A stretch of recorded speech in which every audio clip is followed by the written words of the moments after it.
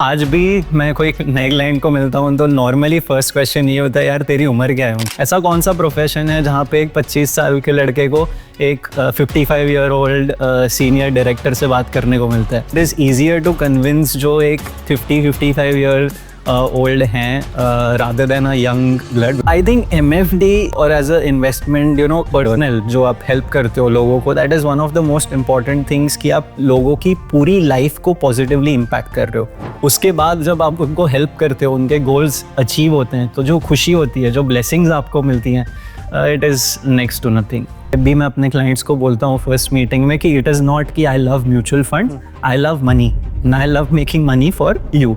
B understanding कि market है, नीचे गिरेगा, आप 100 रुपये डालोगे, be prepare to see it at 70 और 75। से 2005 से 2020-23 तक जैसे काम चल रहा था वैसे नहीं चलेगा। तो 99% ऑफ द बिजनेस रेफरल से ही होता है। एंड एज आई सेड, आपको ज़्यादा फोकस ब्रोकरेज पे नहीं करना है, आप फोकस करिए क्लाइंट के गोल्स पे, क्लाइंट को हेल्प करने के लिए। कुछ लोग होते हैं जिनको स्टार्टिंग से ही एक कुछ अलग करने की इच्छा होती है, खुद का बिजनेस करना होता है या खुद के पैरों पे खड़ा होना होता है। They don't want to be answerable to anybody. So then for them this is a good platform. तो आपको लगता है कि ये उतना लुक्रेटिव प्रोफेशन रहेगा गोइंग फॉरवर्ड MFD के लिए, कि आपको लगता है कि इससे कोई इम्पैक्ट नहीं आने वाला है?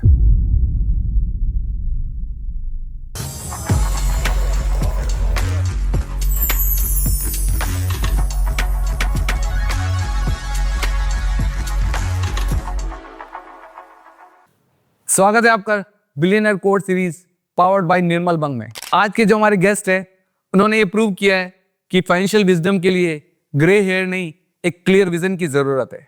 वो CA रैंक होल्डर है और उन्होंने मल्टीनेशनल कंपनी की जॉब के बजाय अपने फादर के MFD बिजनेस को ज्वाइन किया। उनके ज्वाइन करने के बाद 3 साल में उनका AUM ग्रो नहीं, 500 करोड़ से 1200 करोड़ का जंप लिया।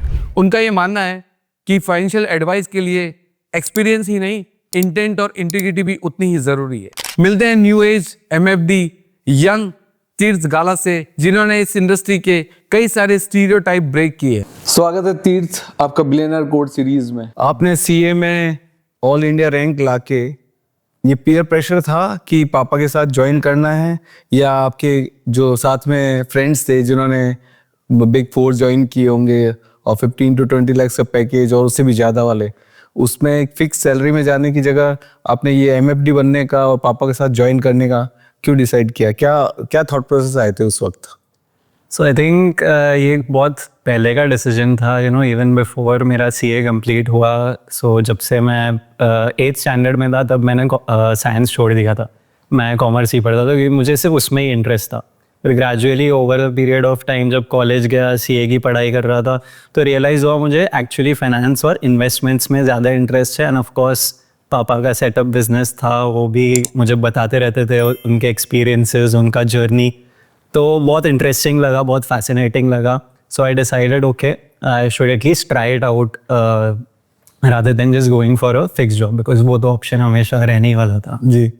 सो तीर्थ, मुझे पहले ये बताइए, आपकी पहली मीटिंग याद है आपको? कैसी रही थी मीटिंग? और कोई एक किसी क्लाइंट के साथ जिसके साथ में आपको बहुत ही इम्पैक्टफुल मीटिंग रही और जहाँ आपको लगा कि हाँ अभी मतलब eureka moment kind of thing?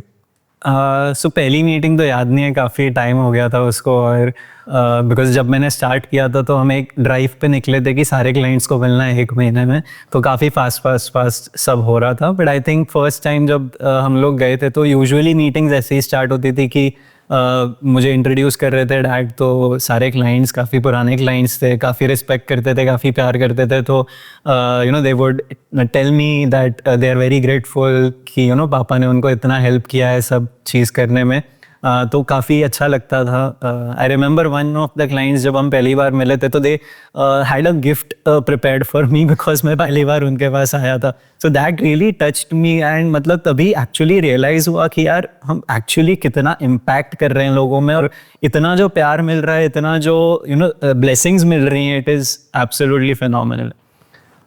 One of the meetings काफ़ी रिसेंटली हुई थी, जब तो 5-6 महीने पहले मैं इनसे मिला था, when he had just retired and तभी उनके ज़्यादातर एसेट्स रियल एस्टेट में फंसे हुए थे। सो जब उनको कुछ लिक्विड पैसा आया तो मैंने उनको बोला था कि हम इसको सेव करके रखते हैं अभी के लिए, जब आप रियल एस्टेट थोड़ा लिक्विडेट करेंगे तो तब हम प्लान करेंगे लॉन्ग टर्म इन्वेस्टिंग के लिए। फिर 3-4 महीने बाद वापस उनसे मुलाकात हुई तो वो काफ़ी स्ट्रेस में थे। जब मैं उनसे मिला तो हमारी बात हुई, 5-10 मिनट बात की। फिर वो मुझे बोले कि यार मेरे बैंक में अभी इतना ही पैसा पड़ा है, कोई प्रॉपर्टी बिकी नहीं है, मुझे समझ नहीं आ रहा है मैं करूँगा क्या, पैसे आएंगे कहाँ से। तो मैंने उनको बोला कि सर आपने वो पैसे जो दिए थे वो हमने लिक्विड फंड्स में रखे हैं, आप जब भी आपको ज़रूरत हो आप बता दीजिए, हम लिक्विडेट करके you can use that money. आपको एटलीस्ट 1.5-2 साल का रनवे है। तो you can see the stress just disappearing from his face and he was so happy and he was like wow thank you so much. मैं उनको बोला sir मैंने कुछ नहीं किया, ये तो आपका ही पैसा है, हमने तो बस रखा था। पर that impact, the happiness, the stress just disappearing and that is just a feeling I don't think I will ever forget. Means like yeah, I can assume like जैसे हेल्थ डॉक्टर होता है वैसे वेल्थ डॉक्टर होता है। Health वाला जैसे आप relieve करते हो जब उसकी बीमारी को आइडेंटिफाई करके, तो सेम आई कैन Absolutely. सो कैसे किया जैसे आपने सीए किया, ज्वाइन किया या पहले कहीं और? नहीं, सो पहले मुझे जानना था कि ये investments as a field, as finance actually मैं कर सकता हूँ कि नहीं, मतलब मुझे इंटरेस्ट जागता है कि नहीं। एंड ऑफ कोर्स जब सीए किया था पहली बार तो एक बड़े कॉर्पोरेट में भी काम करने का इच्छा था, जॉब करने का लाइकिंग था। तो मैं एक बड़ी वेल्थ फर्म ज्वाइन की थी, तो वहाँ पे मैंने 1-1.5 साल तक काम किया। आफ्टर दैट डैड थोड़ा बोल रहे थे कि उनको भी रिटायर होना है, कि एज हो गई है, काफ़ी टाइम से वो काम कर रहे हैं। तो फिर डिसाइड किया कि चलो डैड को ज्वाइन कर लेते हैं। तो जब आपने ज्वाइन किया 2021 में सीए कंप्लीट हुआ, मैंने ज्वाइन किया उनको 2023 में। और उस वक्त क्या एम था? उस वक्त I think we were somewhere around 500-550। Okay, और अभी we just cross 1250 last month. तो क्रेडिट किसको, आपको जाता है या? नहीं, of course majority of the credit पापा को ही जाएगा। ही इज़ द वन जो 20 साल से काम कर रहे हैं, उन्होंने सब सेटअप करके रखा है, बेस बना के दिया है। बट ऑफ कोर्स 20 साल से वो अकेले काम कर रहे थे, तो वो भी मुझे बोलते हैं कि since I joined him, it has been helpful to him also because अब 2 लोग हैं जो सारा काम साथ में कर सकता है। So of course majority of the credit still goes to him for building up this. And what is your SIP book right now? SIP book would be somewhere around 2.5 crores. Okay, so how you want to grow this? So usually SIP उन लोगों के लिए होता है कि आपकी salaried class हैं, जो उनको पता है कि मुझे इतना पैसा आएगा एवरी मंथ, मुझे इतना उसमें से खर्चा लगेगा, उसके अलावा जो है मुझे सेविंग्स करना है या मुझे फिक्स एवरी मंथ सेविंग्स करना है। जो बिजनेसमैन होते हैं उनके लिए it is not a good investment tool, because they don't know उनका कैश फ्लो कैसा रहेगा। उनको हर 3 महीने में कभी एक बार कैश फ्लो आता है, 6 महीने में एक बार कैश फ्लो आता है। So because our clients are a little bit more on the business side, तो हमारा सिप बुक इतना हम concentrate नहीं करते उस पे। But I think to grow a SIP book, the most important thing is just as growing a business कि आप लोगों को मिला करिए। हर मीटिंग में आप उनको बताइए कि ओके हमने जर्नी यहाँ से यहाँ स्टार्ट की थी, हमने प्लान किया था कि हमारे एक्सपेंसेस जब इंक्रीज हो रहे हैं 7-8% पे, तो हमारी इन्वेस्टमेंट्स भी इंक्रीज होने चाहिए 7-8% पे। लास्ट ईयर आपका ये SIP था, तो अभी थोड़ा इंक्रीज करिए उसको।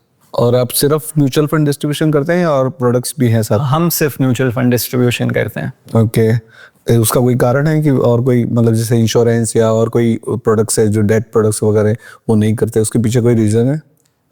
रीज़न एक सिंपल है कि वी फील कि mutual funds as an asset class काफ़ी डाइवर्स है, काफ़ी टैक्स एफिशिएंट है। At this point of time we feel कि ये एक एसेट क्लास है जो in a tax efficient way, in a transparent way काफ़ी टाइम से कंसिस्टेंट परफॉर्मेंस दे पा रहा है। चाहे आपको डेट में चाहिए, चाहे आपको इक्विटी में चाहिए, चाहे आपको हाइब्रिड या मिक्स में चाहिए, चाहे आपको गोल्ड सिल्वर मल्टी एसेट में चाहिए, all of the options are available in this as of today. Other than this, there are few asset classes which are emerging. Of course, our eyes are always on them.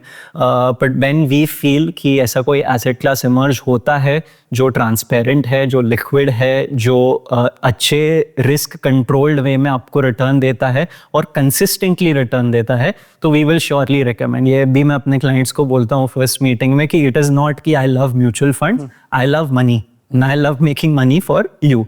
Okay, so 10 साल बाद अगर मुझे ऐसा लगता है कि crypto पैसे दे रहा है, रेगुलेट हो चुका है, अच्छे खासे पैसे दे रहा है, कंसिस्टेंट रिस्क फ्री वे में पैसे दे रहा है, तो हम क्रिप्टो में भी इन्वेस्ट करेंगे. So how your entire day pass on, like क्या रूटीन क्या है आपका?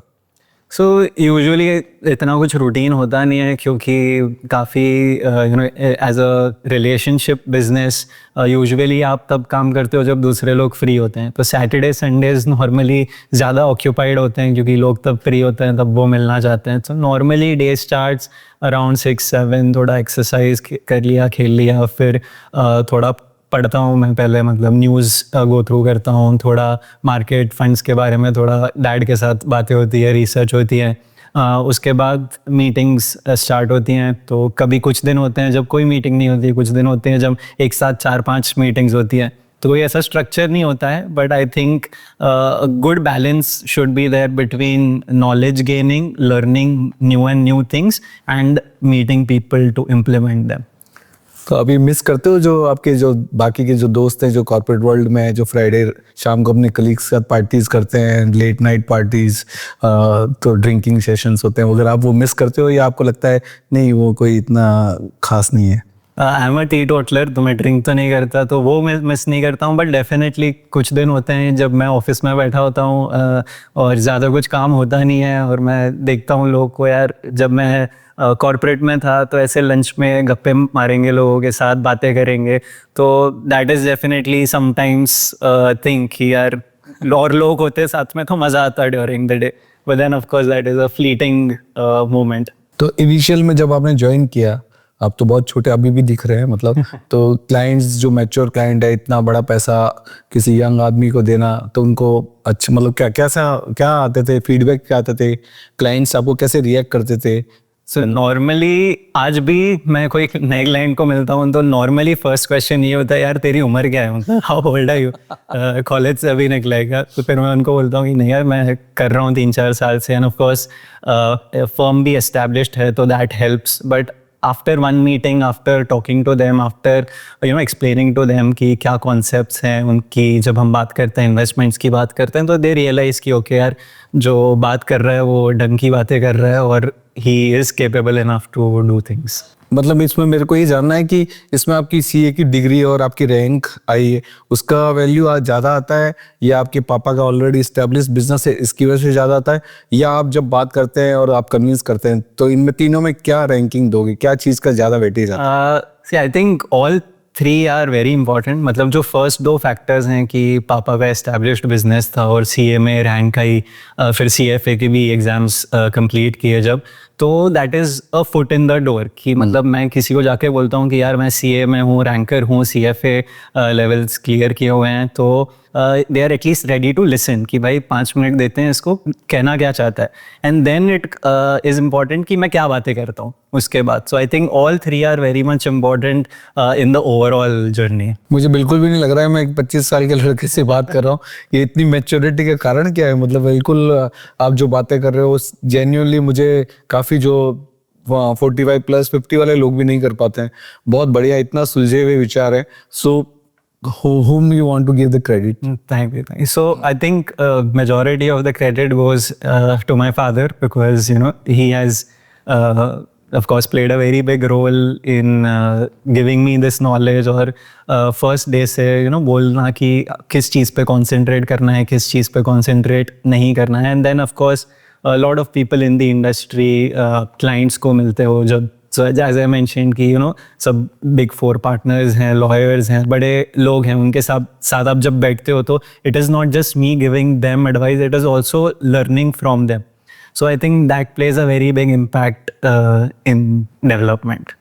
तो जब आप उनके जैसे किसी के लिए फाइनेंशियल प्लानिंग करने के लिए आप जब जाते हो तो क्या क्राइटेरिया रखते हो, किस तरह से, और इन्वेस्टमेंट के लिए कैसे उनको सजेस्ट करते हो?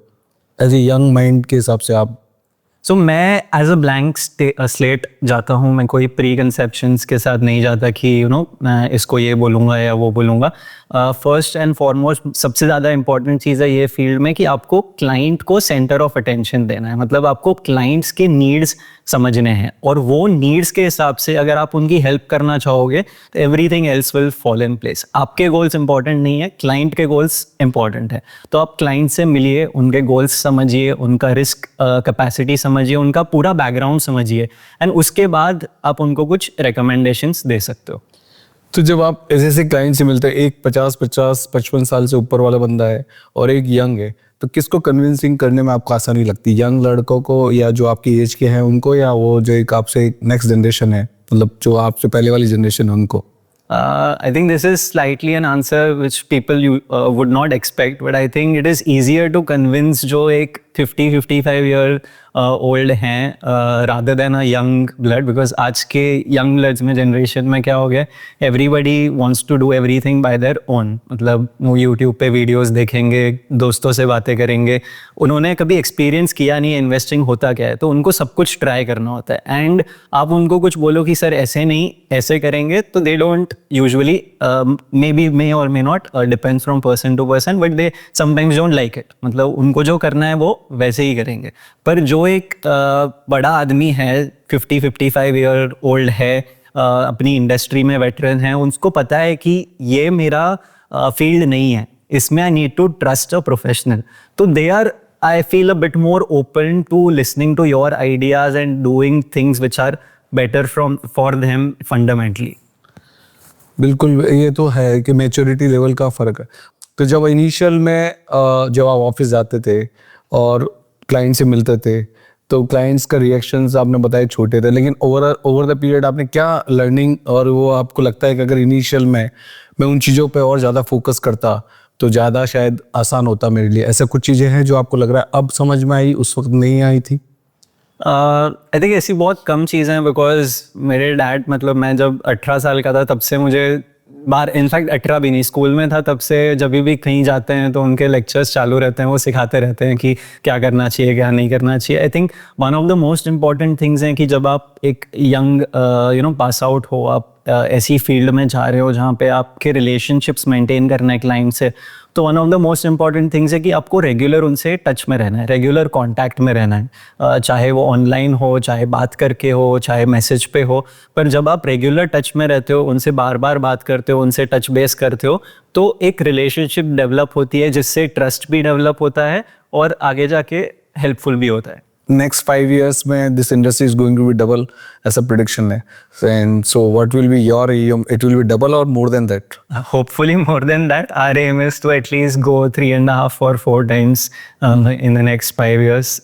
So let's see. So how you get the new clients? Referral है या कैसे, किस तरह से आते हैं नए clients? So 99% of the business referrals से ही होता है, because एक base बन चुका है and people see us, people understand us, they know कि यार ये जो भी बोलते हैं वो हमारे हित में ही बोलते हैं, हमारे अच्छे के लिए ही बोलते हैं। So they have that confidence, they have that trust, and अब तो रिलेशनशिप्स भी एकदम घर जैसे हो गई हैं काफ़ी लोगों के साथ। So you ask them for referral, और वो लोग खुद ही सामने से रेफर करते हैं आपको? सो दोनों होते हैं। कुछ क्लाइंट्स होते हैं जिनको जो सामने से कंटिन्यूसली रेफरेंस देते रहते हैं, कुछ क्लाइंट्स होते हैं जब हम मिलते हैं तो हम उनको बोलते हैं sir you are happy with us, हम अच्छा काम कर रहे हैं तो please do refer us, so दोनों चीज़ें होती हैं। मुझे एक्चुअल में एक बहुत कभी कभी आता है कि ये जो अभी आपकी एज की जो जनरेशन है वो इतना स्पेंड कर देते हैं, प्लस सेविंग के बारे में सोचते भी है कि नहीं सोचते हैं? I think it is a mix of both. Obviously आपको ऐसे भी लोग मिलेंगे जो बिल्कुल भी सेव नहीं करते, आपको ऐसे भी लोग मिलेंगे जो काफ़ी डिटेल में पूरा प्लानिंग कर लेते हैं, स्टार्टिंग से प्लान करके रखते हैं कि मेरी सैलरी इतनी है, मुझे इतना सेव करना है मेरे फ्यूचर के लिए, उसके बाद मैं इतना खर्चा करूँगा। सीरियसली? 100%। अच्छा, बहुत बढ़िया। सो आपको देख के तो लगता है कि यूथ का फ्यूचर एकदम सिक्योर है और इंडिया का फ्यूचर बहुत सिक्योर है।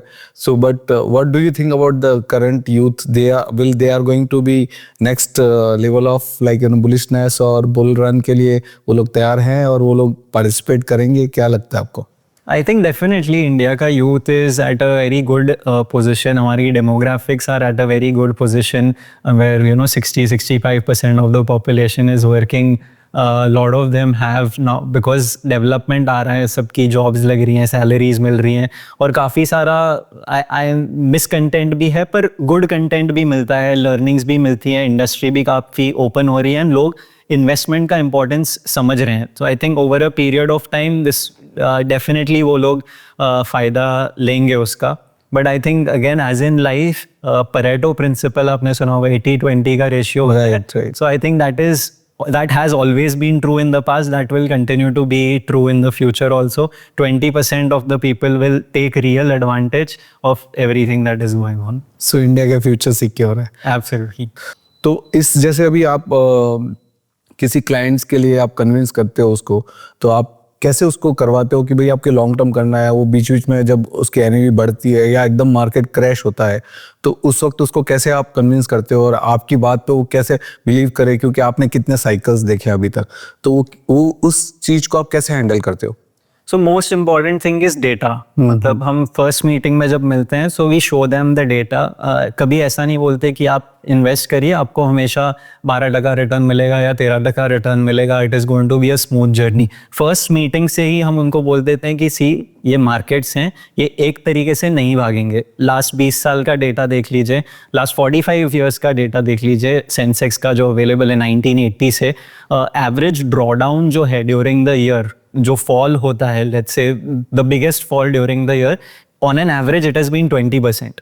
On an average, even after considering जो 13-14% रिटर्न दिया है सेंसेक्स ने लास्ट 40 ईयर्स में, कंपाउंडेड एनुअल रिटर्न, वो रिटर्न देखने के लिए आपको ड्रॉडाउन्स भी देखने पड़ेंगे.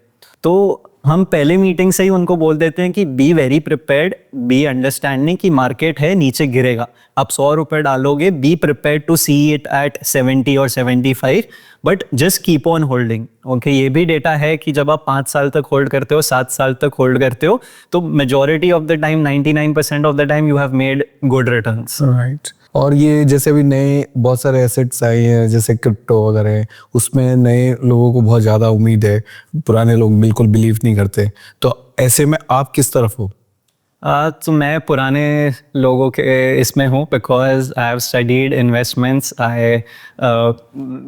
वेरी सिंपल बिलीफ है कि यार आप किसी भी चीज़ में पैसा डालो तो वो ऐसा कोई बिजनेस होना चाहिए, ऐसा कोई वेंचर होना चाहिए, ऐसा कोई एसेट होना चाहिए जो एक कैश फ्लो जनरेट करे या एक वैल्यू क्रिएट करे.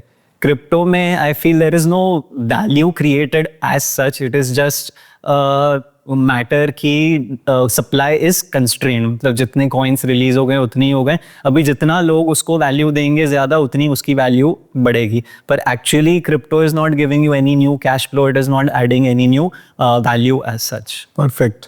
और सब रेगुलेटेड भी नहीं है इंडिया में, बिल्कुल भी रेगुलेटेड नहीं है.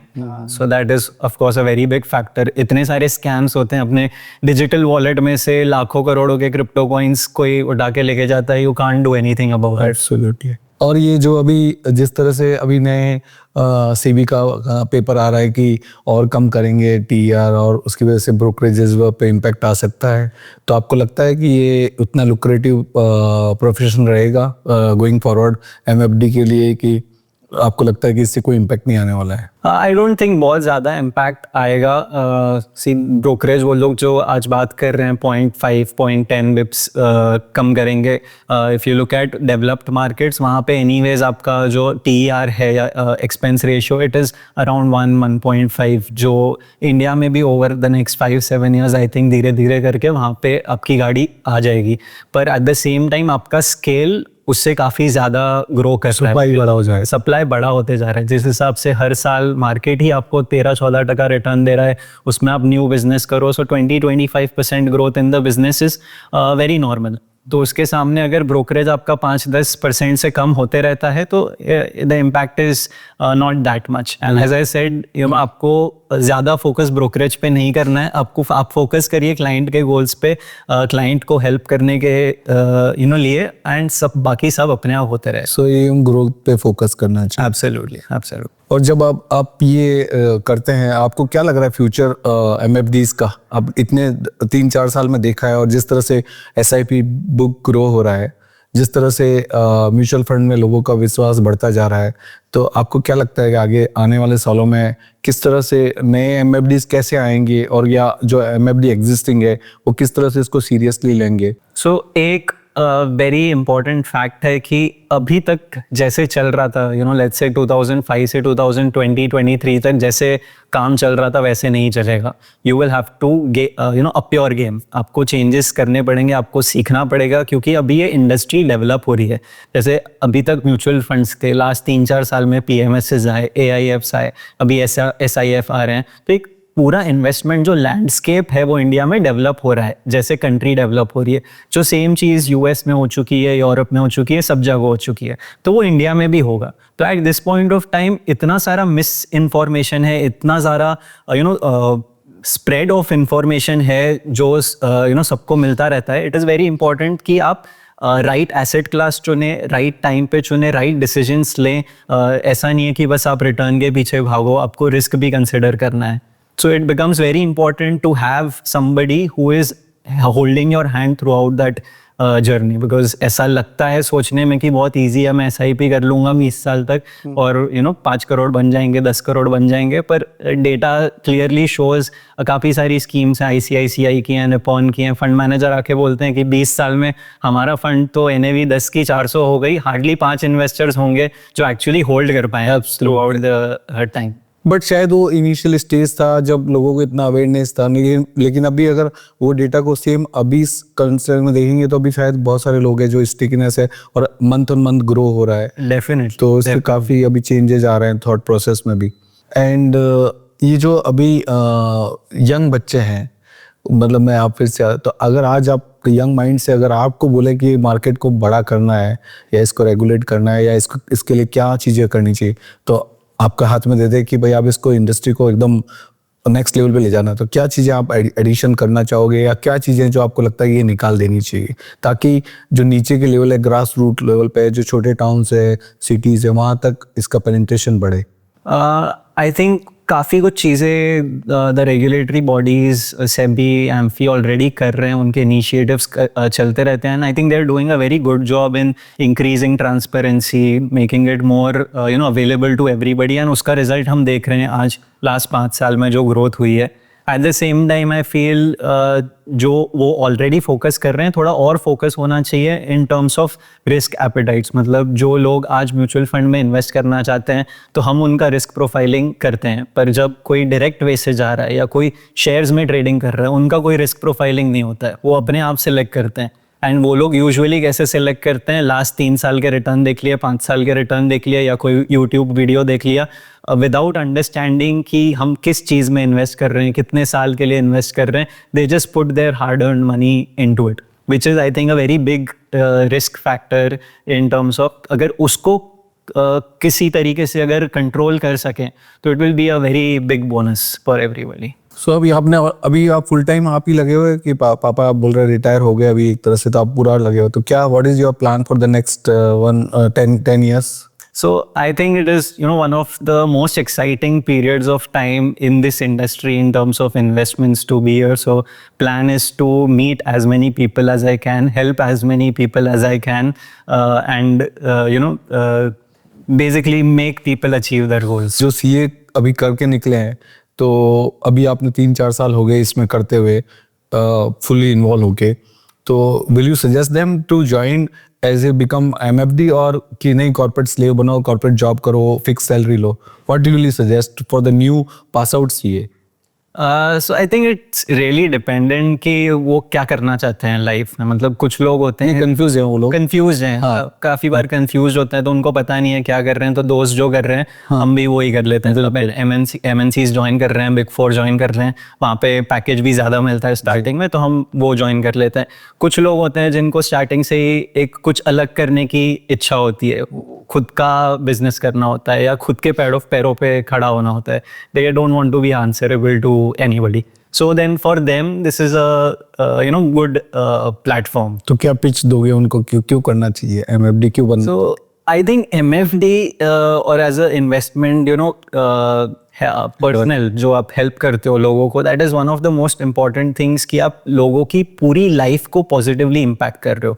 बहुत कम जॉब्स हैं जो एक्चुअली ये मौका देती हैं आपको कि आप बिग 4 के पार्टनर्स हैं, बड़े बड़े डॉक्टर्स हैं, बिजनेसमैन हैं, उनके साथ आप सुबह कॉफ़ी पीते हो, वो आपसे एडवाइस मांगते हैं। ऐसा कौन सा प्रोफेशन है जहाँ पे एक 25 साल के लड़के को एक 55 ईयर ओल्ड सीनियर डायरेक्टर से बात करने को मिलता है, राइट? बहुत कम प्रोफेशंस है। और उसके बाद जब आप उनको हेल्प करते हो, उनके गोल्स अचीव होते हैं, तो जो खुशी होती है, जो ब्लेसिंग्स आपको मिलती हैं, it is next to nothing.